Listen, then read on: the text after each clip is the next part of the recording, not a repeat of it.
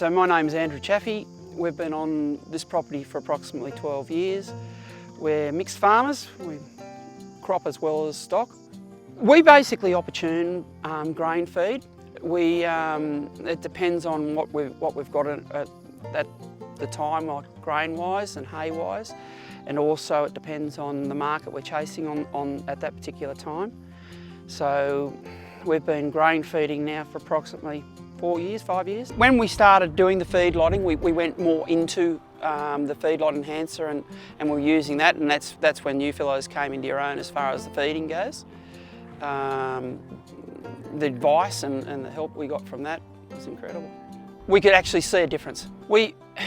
And that was the thing, like we changed our ration just a little bit on Phil's advice, and yeah, we went from, look, I honestly can't remember our exact figures, but we would have been putting on about 1 kilo, and we went from 1 kilo to well over 1.8.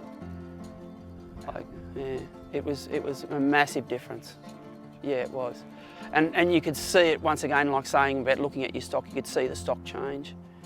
You really could.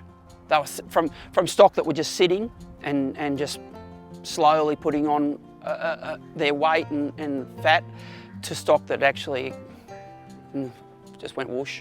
The advantage that we find with the grain feeding is that just lets us finish our stock a bit quicker, and we can run more as far as it goes. We can keep them, push those last few along. We don't try and keep them in the feedlot for very long. It's just topping them up. So that's the way we work anyhow. What we were doing beforehand, our ration was fairly basic, and I'd say we were probably putting a fair bit of waste through the stock. You could smell the stock stunk and that. Whereas once we started using New Fellows as far as your mix and a ration, yeah, our stock changed totally, 100%. We did do a little bit of self-feeding. We found that wasn't as successful. 2 reasons. One, with our ration, it's got more straw and hay in it, so self-feeders don't like that. And the other reason was we couldn't control the stock as well. And in TROVs we find we can control, we know what they're doing. We know what they're eating, we know where we're up to with them, and we can add moisture.